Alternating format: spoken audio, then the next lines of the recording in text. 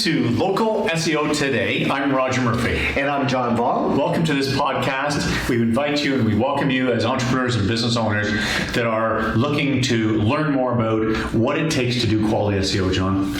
Yeah, so today's topic will be about 9 tips on how to effectively do yourself, or if you have someone doing your SEO campaign, don't overlook. Right? Tips or strategies that are getting overlooked that shouldn't. Yeah. Exactly. Okay. So the first thing we want to talk about is your Google My Business page, right?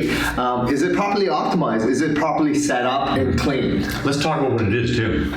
So the Google My Business page really is the landing page now for Google for local businesses. That's what Google calls it, your landing page. Yeah, so what you need to do is make sure you claim it, and then once you claim it, you optimize it. Yes. So make sure your proper information is on there. You have your company name, your address, telephone number, but most importantly, you're in the right category, right? Because if you look, that's how Google actually indicates which vertical you're in, and it has a subset of different keywords associated to that category. Yes. So you want to appear when someone's searching for your given service. Yes, and the idea of your content on this page, meaning your name, address, phone number, it's known as NAP.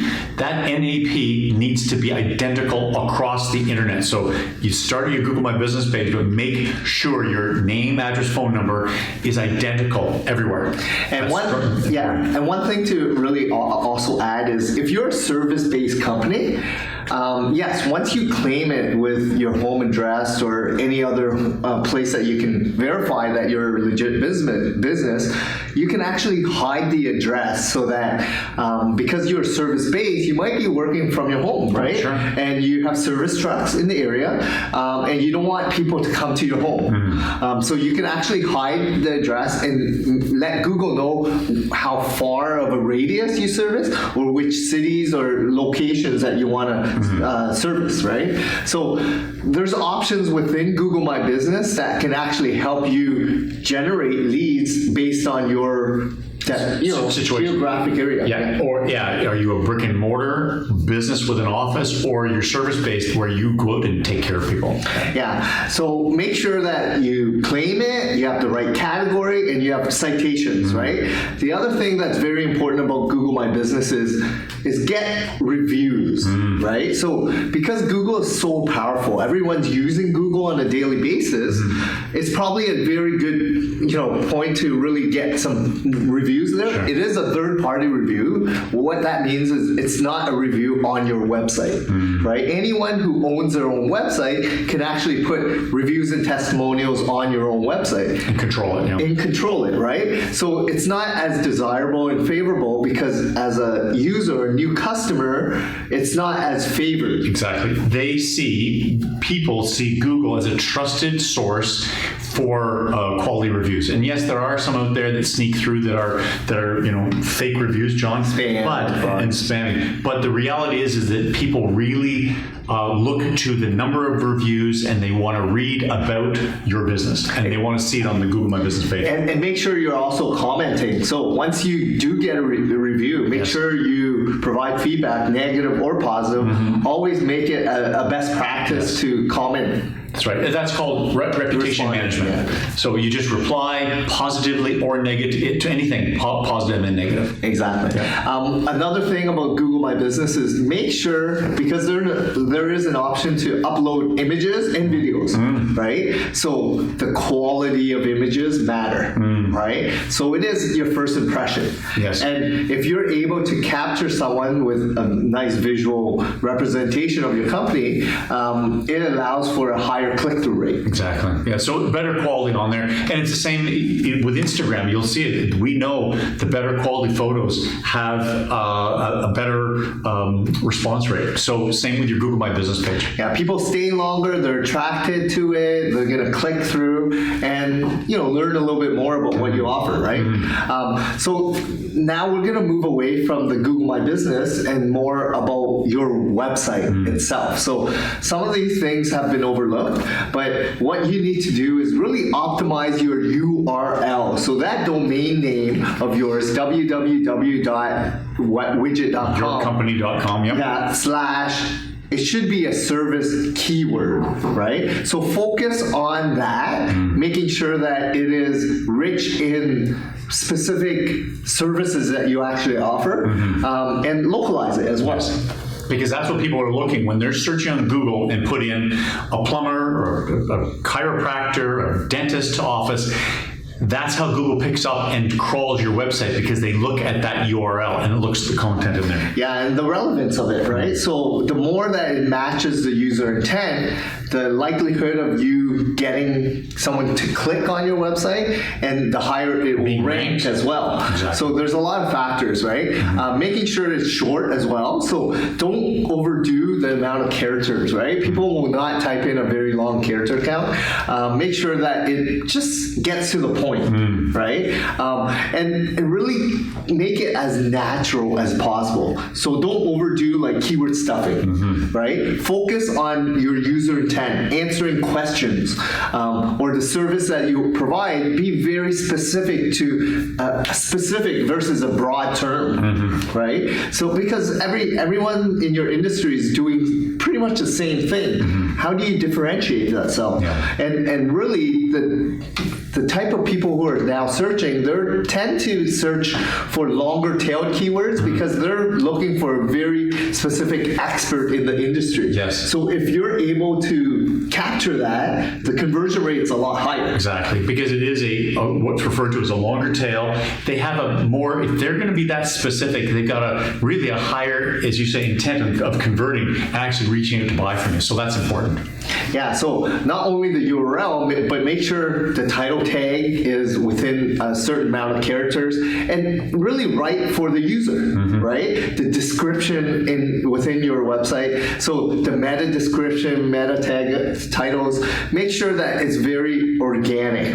What I mean by that is naturally speaking. Don't speak to the search engines, but speak to your users and audience, right? Such as a stuffing would be, how about like for a plumber, John, would be like the city plumber service, drainage repair service, plumbing, like they just keep stuffing things in there. Yeah, it used to work. Yeah. But now Google's becoming smarter, and what you're trying to do is just be yourself, right? Write it for how you want to read it. And how people are typing it in, because that's their intent. So run a good business, give the content the way people are looking for the content, and you'll match up very well. Yeah, and there were always these tricks and tips and ways to really expedite and hopefully cheat the system. Well, cheaters never win, right? So if you do everything that feels right as a business owner, that should really result in a better business overall, right? It means better reviews, happier customers, they can find you easily, Google can crawl you easily. So all good things happen when you do it that way. Exactly. So that's more the on-page. The other thing that's very important is internal link building, right? What I mean by that is within your website, which you have control, you can actually have, different drop-down menus, so navigational, whatever services you offer, within that service page, you can link out to other pages within your website, like a popular blog that you wrote that's relevant to that page. That service, yes. So the more you do with internal link building, it actually helps with user intent and user engagement, because it's more of a offshoot or a topic that's relevant to the page that people were actually looking at. That's right, because if someone clicks further into a website, John, that is not lined up with what they were looking for, that becomes a bounce rate. People go back, they jump out. Google's tracking all of this on the analytics, so that will affect your ability to rank better, because people are not staying on the pages that you've put in front of them. Yeah, and the whole point is to get them to stick on your website. The longer they are on there, the more well received you are in terms of that user, right? So they're going to stay longer, they're going to navigate, check you out, read more content, and then hopefully that will result in a lead, right? right. Someone who will call and Fill out your form, investigate further, right? So the whole purpose is longer they stay, the more clicks they go throughout your website, the more likelihood they like what they see, exactly, and then hopefully that will translate to a lead, right?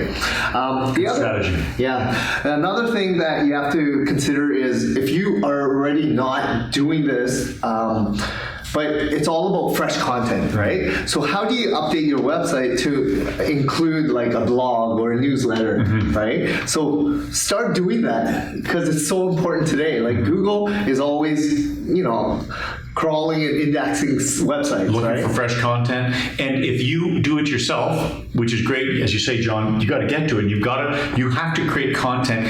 We like, and Google likes 1,000-word blogs that are authoritative and well written. If you have a company looking after your SEO, you need to reach out to them to make sure, are you doing a blog for me? Because it is important for your SEO. And the whole point of having a blog is really to position yourself as the expert, right? So the more research you've done on a specific topic or subject matter, and if people like what they see or they find it on Google, it's really helping you position yourself as the leader. Right. And creates and starts this relationship where they may eventually pick up the phone and call you or email you for more information. And that's really what the ultimate goal is for you to take your website and connect yourself with people that are interested and ready to buy the product or service you have to offer. Yeah, exactly. So not only do you need to update your blog or newsletter, you also have to update your social media accounts.